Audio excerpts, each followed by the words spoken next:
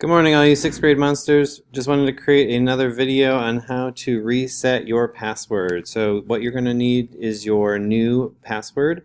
They were recently given out on the morning of October 2nd in your homeroom. So I'm going to navigate to my plan at PUSD.com. I'm actually going to log in as a student. So I'm asking for your confidentiality to keep this information private. If you know that, please don't try and copy down that 19 number. That would be awesome.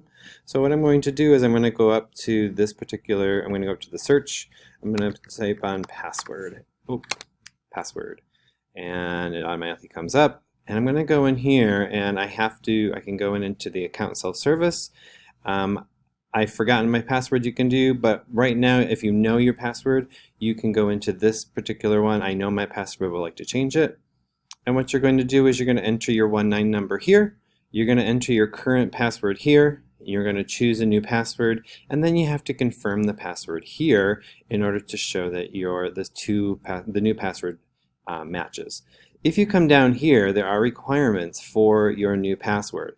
And this can be difficult and frustrating for people if we're not paying attention to this. So I'm going to read this out loud. The new password must be different than the previously used passwords, contain at least 8 characters, and meet at least 3 of the following criteria. Therefore, from that first sentence, I know I cannot reuse my default password that was given to me on October 2nd.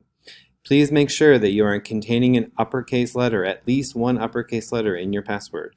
Make sure that you are including at least one lowercase letter in your password. It has to have a number, and it has to contain a non-alphanumeric character. That would be all of the characters that are pretty much above your numbers on your screen, like the exclamation point, the @ sign, the pound sign, the dollar sign, and the percent sign.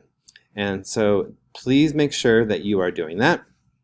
As our sixth grade, keeping track of all of our passwords, please go into your document and please update your password with the new password. You might even also want to put in parentheses your old password just in case this doesn't take. So again, you're going to enter in your 19 number here. You're going to put in your current password, which is the one given to you by your LED in homeroom on October 2nd. You're going to create a new password. You're going to confirm it, and you're creating that password based upon these criteria. You're going to hit save, and your password will change. Again, if you have any issues, you know that you can go to your LED, and Ms. Hamilton is also a great resource for you. Thank you very much, and have a great day in sixth grade.